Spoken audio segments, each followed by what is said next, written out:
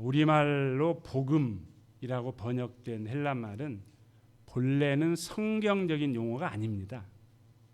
세속적인 용어였습니다. 그러니까 성경에 사용된 용어들 가운데 본래는 세속적인 용어였는데 성경 기자들이 그 성경을 기록할 때 그 용어를 빌려와서 쉽게 말하면 세례를 줘서 그 용어를 성경적인 용어로 사용하는 경우가 많습니다. 그래서 이 복음이라는 말은 원래는 헬라 문화권에서 사용된 말인데요. 전쟁에서 승리했을 때 또는 황제가 즉위할 때 그걸 알려야 되잖아요. 오늘날에는 뭐 인터넷도 있고 뭐 저 지구촌 구석에서 일어나는 일도 손바닥 보듯이 다 보고 있잖아요. 근데 그 옛날에는 뭐 아무것도 없잖아요. 어떻게 해야 될까요? 기마병들이 말 타고 다니면서 알려야 되잖아요. 그래서 이 기마병들이 이 소식을 알리면서 여기 복음이 있어 이렇게 외친 거예요. 우리 이응래 원사님이 하지 말라 그랬는데 복음이라고 말하지는 않았겠죠. 그 사람들이 뭐라 그랬냐면은 여기 유앙겔리온이 있어 그러면서 말을 타고 다니면서 다 다니는 거예요. 이 말은 황제가 죽이려거나 전쟁에 승리했을 때 이 소식을 이런 식으로 알린 거예요. 그러니까 이 말은 문자적으로 그대로 풀면은 좋은 소식 그런 말이에요. 유라는 말이 좋은이잖아요. 영어에도 EU 들어가면 좋다는 뜻이잖아요. 접두사로. 좋은 소식, good news. 그리고 영어 성경에서는 복음을 good news라고 번역을 하고 있지 않습니까? 말씀드린 대로 성경 기자들이 이 복음이라는 단어를 그러니까 유앙겔리온이라는 단어를 차용한 거예요. 그래서 이 성경을 기록할 때 쓴 거죠. 그러니까 만왕의 왕 구세주 그리스도의 탄생을 기록할 때 이 단어를 쓴 거예요. 또 이 그리스도를 예수님을 전하고 이 모든 걸 다 포함해서 복음 그렇게 말한 겁니다. 황제 주기식과는 비교할 수도 없잖아요. 어디 황제 죄송해요 나부랭이가 어디 감히 예수님과 비교를 할 수 있겠습니까? 그러니까 신약에서 복음은 그냥 단순하게 좋은 소식이 아니라 예수 그리스도 자신이 복음이에요. 이따가 살펴볼 겁니다. 복음이 뭐냐? 복음 예수 그리스도. 이 타이밍에는 아멘을 세게 하셔도 됩니다. 복음은 예수 그리스도이십니다. 할렐루야. 그러니까 예수님의 오심, 예수님의 죽으심과 부활, 죄사함, 하나님 나라의 도래 이 모든 것을 한마디로 말하면 뭐라고 한다고요? 복음. 이렇게 친절하게 가르쳐주는 설교자가 어디 있어요? 복음이에요. 다 이걸 뭉뚱그려서 복음. 그러니까 가서 뭐 예수 믿으세요 라고 말하는 것만 복음이 아니라 복음이란 말은 우리가 생각하는 것보다 어때요? 훨씬 더 크고 깊어요. 자, 다시 말해서 죄인들을 구원하시기 위해 이 땅에 오신 예수님 바로 그분이 복음입니다. 예수님이 복음인 줄 믿습니다.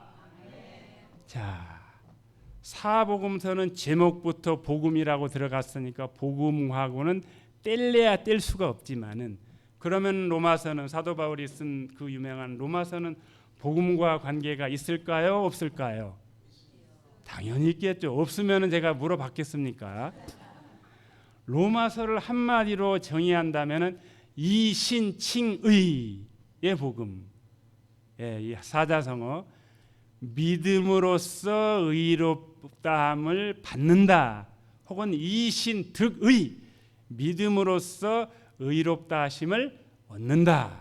그게 바로 로마서의 주제입니다.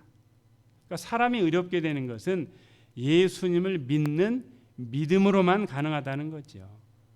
자, 전에도 말씀드렸는데 믿음을 강조하다 보니까 그 믿음이 또 내가 믿어서 구원받은 거지 라고 말하면은 안 되죠. 그 믿음마저도 우리 안에 무슨 선한 것이 있고 한데 그 믿음마저도 우리에게 부어주신 은혜입니다. 영어는 못하지만 이건 imputation 부어주시는 거예요. 우리에게. 우리 안에서 나오는 게 아니고요. 그래서 이 이신칭의 복음을 가장 잘 명확하게 변증하는 책이 바로 로마서입니다. 그런데 흥미롭게도 로마서는 복음으로 시작해서 복음으로 끝나요. 1장 1절을 보시죠.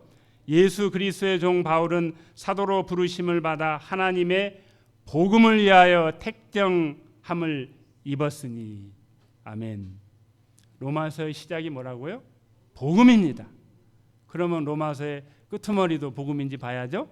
로마서 16장 26절, 16장이 끝장이에요. 27절 보시면은 이 복음으로 너희를 능히 견고하게 하실 지혜로우신 하나님께 예수 그리스도로 말미암아 영광이 세세 무궁하도록 있을지어다. 아멘. 로마서의 마지막도 뭐라고요? 복음이에요. 저와 여러분의 신앙도 이렇게 복음으로 시작해서 복음으로 끝나야 하지 않겠습니까? 예. 복음으로 시작했다가 복음으로 끝나면 안 되잖아요. 많은 사람이 처음에는 순수한 복음으로 시작을 해요. 초신자 때 얼마나 이게 순수하고 열정적이에요. 처음에는 순수한 복음으로 시작했다가 시간이 흐르면서 이 성경적인 가치관과 세속적인 가치관 사이에서 왔다 갔다 하다가 적당히 뒤섞고 비벼서 볶음밥, 혼합주의를 만들어냅니다. 여러분 주변을 살펴보십시오. 혹시 우리 안에도, 저와 여러분 안에도 이런 볶음밥이 없는지 잘 성찰해 보아야 합니다. 다행히 오늘 점심은 짜장밥이랍니다. 오늘 본문 로마서 1장 1절부터 7절은요 아주 흥미로운 점이 있습니다. 한글, 우리가 읽는 한글 개역 개정에는 이 본문이 모두 4문장으로 되어 있습니다.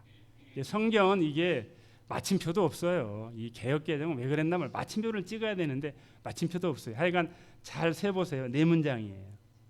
그런데 원래 이 원문은 이 긴 1절부터 7절까지가 한 문장으로 되어 있어요. 이야, 제가 이걸 읽으면서 역시 사도 바울은 하나님이 사용하신 참 대단한 사람이다.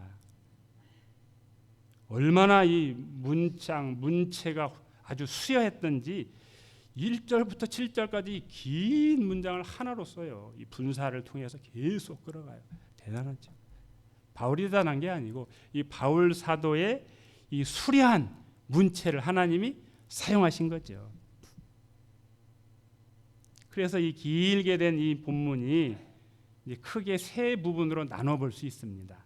그러니까 1장 1절은 편지를 쓰는 사람, 그리고 또 1장 2절부터 6절은 복음에 대한 설명, 그리고 1장 7절 전반절은 편지를 받는 사람, 그리고 1장 7절 후반절은 인사말. 그렇게. 자, 1절 보세요. 편지를 쓰는 사람인데 사도로 부르심을 받아 하나님의 복음을 위하여 택정함을 입은 예수 그리스도의 종 바울은, 그러니까 편지를 쓰는 사람이 누굽니까? 바울, 사도 바울이 편지를 쓰는 거예요. 자, 7절 전반절 보시면 편지를 받는 사람인데요. 로마에서 하나님의 사랑하심을 받고 성도로 부르심을 받은 모든 자에게 편지를 받는 사람이에요. 편지를 받는 사람은 로마 교회 성도들이죠. 자, 그리고 7절 후반절에 사람이 사람다우려면 뭘 해야 돼요? 인사를 해야 되잖아요. 인사를. 그래서 인사말이 나와요. 인사말이 후반절에 하나님 우리 아버지와 주 예수 그리스도로부터 은혜와 평강이 있기를 원하노라. 이 말도 사실은 그 당시 이 그 사회에서 그냥 은혜와 평강은 일반인들도 그냥 하는 말이에요. 은혜와 평강, 은혜와 평강. 우리 옛날 어른들이 진지 잡수셨어요. 밤새 별거 없으셨어요. 이 말이나 로마 사람들은 은혜와 평강, 하도 싸움을 많이 하니까 그냥 은혜와 평강, 그게 인사말이 된 거예요. 우리나라는 하도 배골고 그냥 맨날 전쟁통에 죽고 그러니까 안녕하냐고 안녕하냐고, 밥 먹었냐고 그러고, 그죠? 그래서 이 은혜와 평강이란 말을 가지고 와요. 또 가지고 와가지고 그냥 은혜와 평강이 아니라 앞에다 덧붙여요.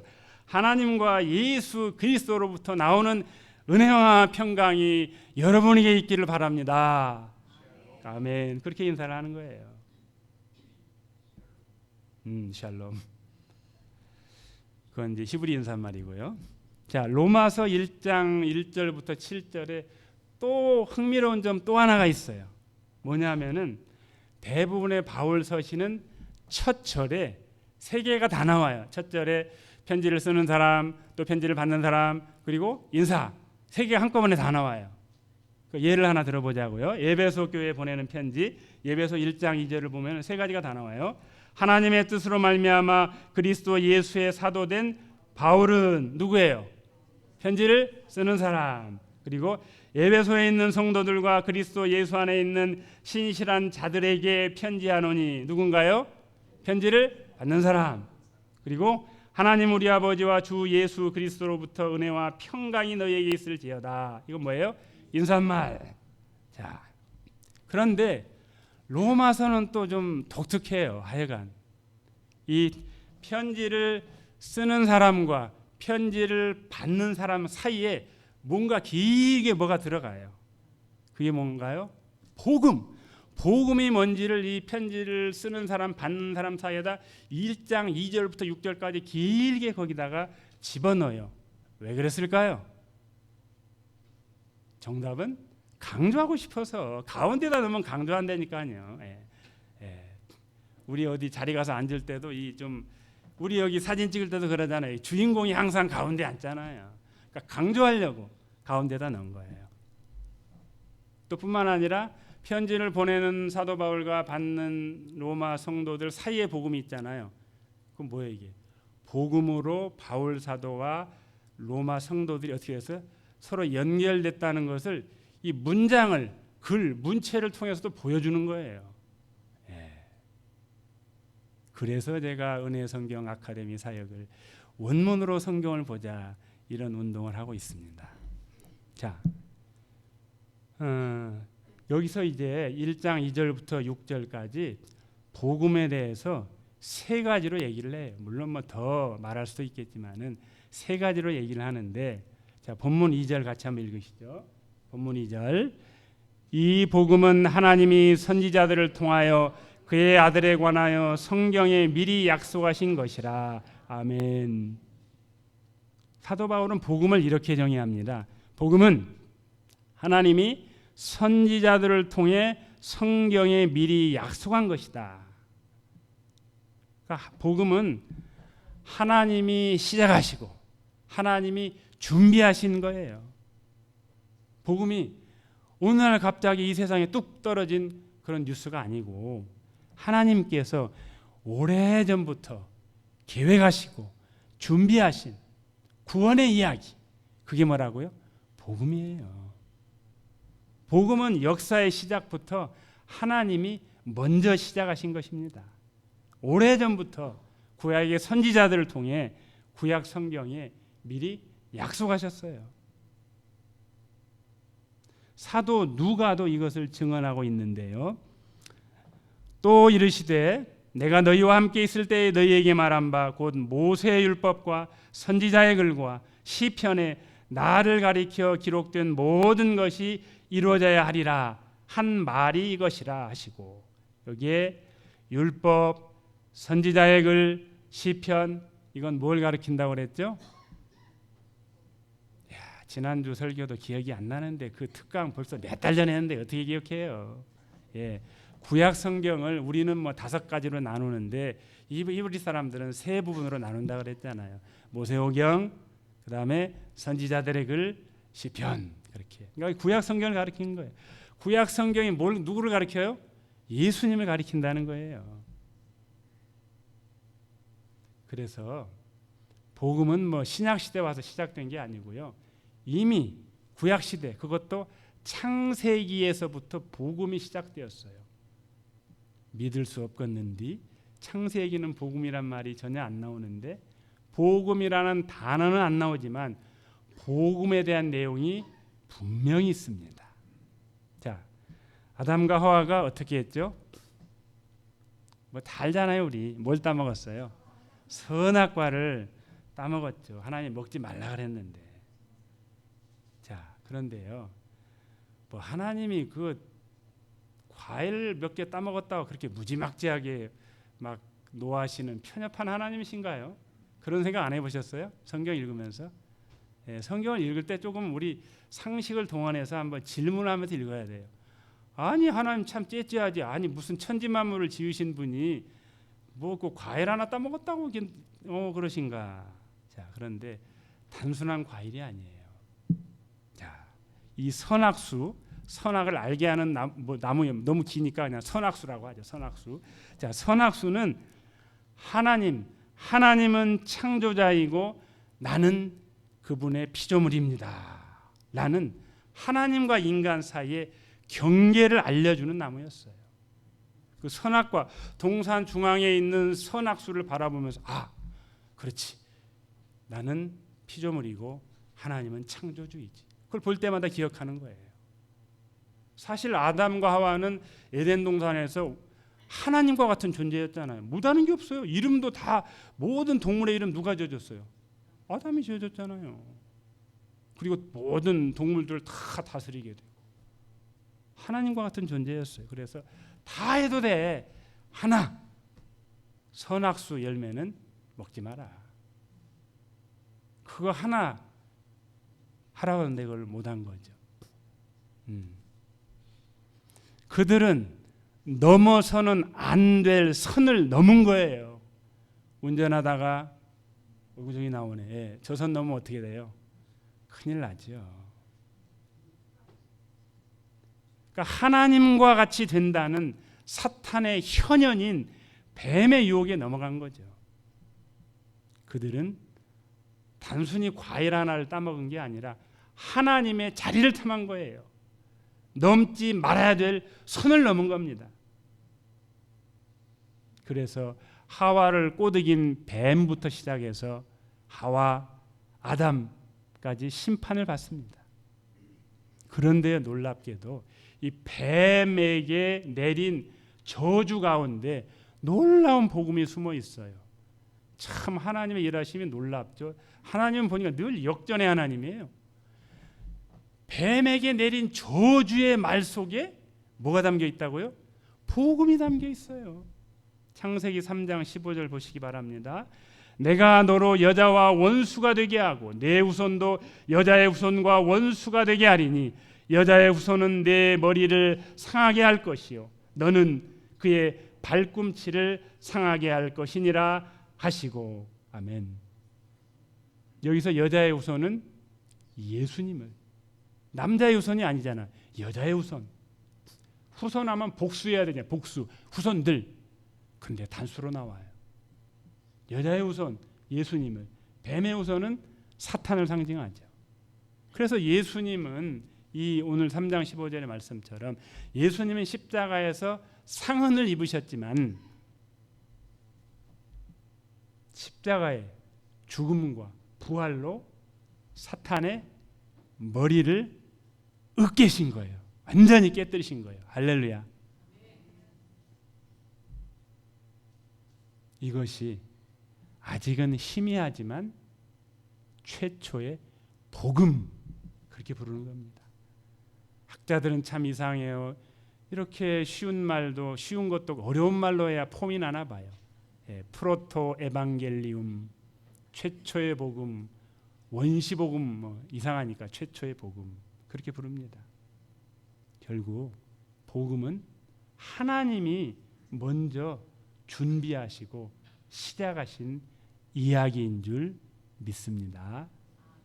제가 복음성가 가사 한 몇 소절 읽어드릴게요. 하나님은 너를 사랑해.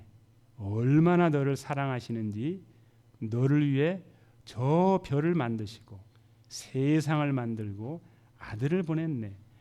오래 전부터 널 위해 준비된 하나님의 크신 사랑, 이게 복음이죠. 너의 가는 길 주의 사랑 가득하기를 축복해. 한번 들려주세요. 하나님은 너를 사랑해. 얼마나 너를 사랑하시는지 너를 위해 저 별을 만들고 세상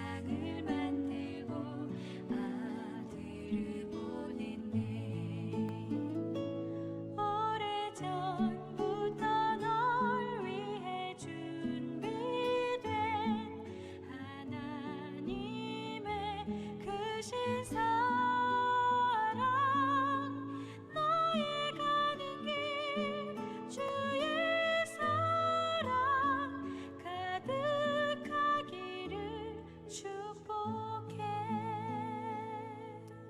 아멘. 여러분, 이 찬양의 가사가 저와 여러분의 고백이 되기를 바랍니다. 3, 4절을 함께 읽으시죠. 그의 아들에 관하여 말하면 육신으로는 다윗의 혈통에서 나셨고 성결의 영으로는 죽은 자들 가운데서 부활하사 능력으로 하나님의 아들로 선포되셨으니 곧 우리 주 예수 그리스도시니라. 아멘. 이미 말씀드린 대로 복음의 중심, 복음은 예수 그리스도입니다. 자, 2절은요 이 복음으로 시작을 해요. 그리고 4절 마지막은 곧 우리 주 예수 그리스도시니라. 참 바울의 이 문장력을 제가 감탄하고 또 감탄합니다. 참 하나님께서 그 바울의 문장력을 사용하셨는데 또 2절과 4절을 가운데를 딱 복음에 대한 구체적인 내용들을 거기다 놓고 딱 잘라 붙이면은 이렇게 돼요. 이 복음은 어떻게 해요? 곧 우리 주 예수 그리스도시니라. 아멘. 이 둘 사이에 복음이신 예수님에 대한 내용이 있어요. 그러니까 이 복음은 예수 그리스도시라라고 해서 그 사이에다가 예수 그리스도 그 사이에다가 복음의 내용을 집어넣은 거예요. 예수님은 다윗의 혈통으로 오신 참 사람이시다. 부활로 하나님의 아들로 선포되신 참 하나님이시다. 이 내용을 거기다 넣은 거예요. 자, 육신으로는 다윗의 혈통에서 나셨고, 이 육신이란 말은 예수님의 인간적인 측면을 말하는 겁니다. 인성, 신성, 인성할 때 인성. 예수님은 실제로 역사 속에 오신 참된 인간, 사람이셔요. 다윗 가문의 자손의 계보를 가지고 태어나셨죠. 우리가 잘 아는 아브라함과 다윗의 자손 예수 그리스도의 계보라, 뭐 족보라, 세계라, 뭐 여러 가지로 번역이 되는데, 그러니까 예수님은 마리아를 통해서 태어난 혈과 육을 가지신 사람이죠. 우리가 이 부분을 놓칠 수는 없어요. 예수님의 신성을 강조하는 것 당연히 필요한데 예수님의 인성이라는 것, 예수님이 사람이라는 것을 놓쳐서는 안 됩니다. 왜요? 사람이어야만 사람의 죄를 대신 질 수 있기 때문에 그렇죠. 동시에 하나님이셔야만 이 사람과 인간 사이를 중재하는 중보자, 중재자가 되시는 거잖아요. 자, 성결의 영으로는 죽은 자들 가운데서 부활하사 능력으로 하나님의 아들로 선포되셨으니, 여기 성결의 영이라고 번역된 말은 예수님의 신적인 측면, 신성을 가리키는 말입니다. 이 구절을 오해하면 안 돼요. 성결의 영으로는 죽은 자들 가운데서 부활하사 능력으로 하나님의 아들로 선포되셨으니, 이 개역 개정은 그래도 어느 정도 그 뉘앙스를 반영을 했는데, 그러니까 본래 하나님의 아들이 아니셨는데 부활하심으로 하나님의 아들이 됐다, 그런 말이 아니고, 하나님의 아들이신 분이 이 부활을 통해서 공적으로 그냥 예수님이 하나님의 아들로 선포가 된 거예요. 그런 의미입니다. 그러니까 예수님은 이처럼 한 몸에 인성과 신성을 충만하게 함께 가지신 분이십니다. 우리 바울 사도의 증언을 들어보시기 바랍니다. 예수님이죠. 그 안에는 신성의 모든 충만이 어떻게 해요? 육체로 거하시니. 자, 그렇다고 이것을 우리 초대교회 때부터 이 문제 가지고 많이 논쟁을 했는데, 인성도 가지시고 신성도 가지셨으니 아하 그렇군, 그러면은 50% 인성 절반 신성 절반이 있다는 말이 아닙니다. 우리는 뭔가 이렇게 이해를 하면 참 좋아요. 50% 합치면은 100%. 근데 그게 아니에요. 예수님은 마징가 제트에 나오는 아수라백작이 아니에요. 예수님은 100% 완전한 인간이시면서 동시에 완전한 하나님이셔요. 제가 예배 서두 때마다 영광송을 꼭 삼위일체 하나님을 찬송하는 내용을 곡을 선정하는 이유가 있습니다. 이 주일 예배, 공적인 예배에는 성부, 성자, 성령 삼위 하나님께 영광이 돌려지는 게 마땅합니다. 기회가 되면 사도신경과 또 니케아 콘스탄티노플 신경이라는 게 있는데 한번 특강을 마련해 보려고 합니다. 자, 아무튼요.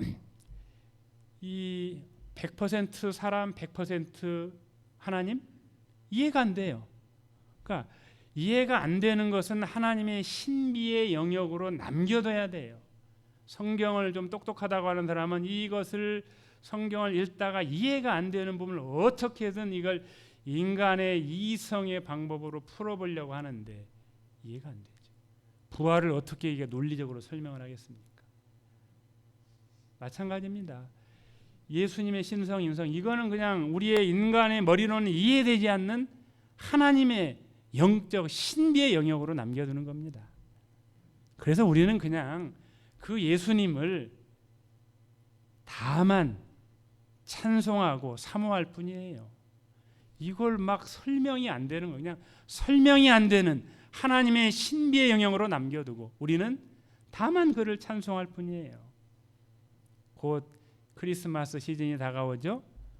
할로윈 끝나고 나니까 바로 할로윈 장식 띄고 크리스마스 장식을 걸더라고요. 여기는 원래 그런가요?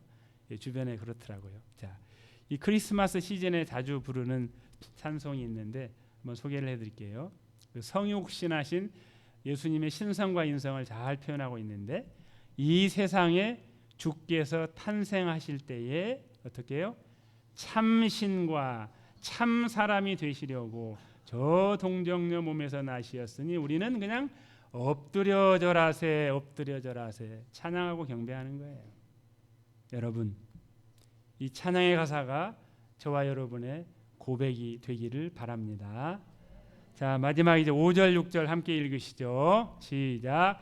그로 말미암아 우리가 은혜와 사도의 직분을 받아 그의 이름을 위하여 모든 이방인 중에서 믿어 순종하게 하나니 너희도 그들 중에서 예수 그리스도의 것으로 부르심을 받은 자니라. 아멘. 여기서 그는 누굴까요? 예수님이죠.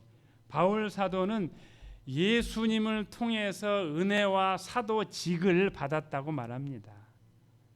편지를 보내는 사람이 바울 사도니 여기서 내가라는 말은 당연히 그러니까 편지를 보내는 사람이 바울 사도니까 여기서 우리가가 아니라 내가 은혜와 사도직을 받았다라고 해야 마땅하겠죠. 그렇죠. 보내는 사람이 사도 바울이니까 여기는 혼자가 사도 바울 이름 혼자만 한 사람만 나오잖아. 그러니까 여기서 그로 말미암아 내가 은혜와 사도의 직분을 받아라고 말해야 마땅한데 성경을 잘못 쓴 건가요? 성경을 읽다 보면은 가끔 좀 말이 안 돼. 문법이 안 맞아. 그래서 똑똑한 학자들은 야 이거 성경 이거 좀 잘못됐다라고 이거를 자꾸 난도질을 해요. 그런데 그게 아니에요. 성경을 읽다가 이 문법적으로 안 맞는데 하나님은 문법도 초월하신 분이에요. 우리라고 씀으로써 저와 여러분을 이 안에 포함시키는 거예요. 그러니까 저와 여러분도 결국은 은혜와 사도직을 받았다는 겁니다. 할렐루야. 이 지점에서 요거를 꼭 짚고 넘어가지 않으면은 이 설교를 듣고 가서 뭐 내용을 얘기하다 혹은 이 유튜브에서 이 설교를 또 듣고 또 이 눈을 부릅뜨고서 저 사람이 이단이네라고 말할 것 같아서 제가 시간은 되어가 요걸 꼭 좀 짚고 넘어가야 될 것 같아요. 자, 우리가 그러니까 저와 여러분도 은혜와 사도직을 받았다는 얘기는 우리가 실질적으로 사도직을 받았다는 이야기가 결코 아닙니다. 이렇게 말하면은 신사도 운동을 하는 이단이 되는 거예요. 사도라고 번역된 말은 본래요 보냄을 받은 자라는 뜻이에요. 우리는 세상으로부터 부름을 받은 자이기도 하면서 동시에 세상으로 보냄을 받은 자이기도 해요. 이게 복음의 특징이에요. 자, 성도는 자기 수양과 금욕을 하면서 세상과 단절된 삶을 사는 사람들이 아닙니다. 우리 주님은 저와 여러분에게 이렇게 말씀하십니다. 너희는 세상의 소금이니 소금이 만일 그 맛을 잃으면 무엇으로 짜게 하리요? 후에는 아무 쓸데없어 다만 밖에 버려져 사람에게 밟힐 뿐이니라. 너희는 세상의 빛이라. 산 위에 있는 동네가 숨겨지지 못할 것이요 사람이 등불을 켜서 말 아래 두지 아니하고 등경 위에 두나니 이러므로 집안 모든 사람에게 비치느니라. 아멘. 저와 여러분은 은혜를 받은 자, 하나님의 부름을 받은 자이면서 동시에 세상의 빛과 소금으로서 세상을 향해 파송받은 자들인 줄 믿습니다. 말씀을 맺겠습니다. 복음은 하나님이 오래전부터 친히 준비하신 하나님의 이야기이고 또 복음의 중심은 십자가에서 보혈을 흘리신 예수 그리스도이며 복음은 우리를 부르고 동시에 세상으로 보내는 하나님의 능력인 줄 믿습니다. 주님 안에서 사모하는 성도 여러분, 이 은혜가 저와 여러분 가운데 충만하시기를 주의 이름으로 축복합니다.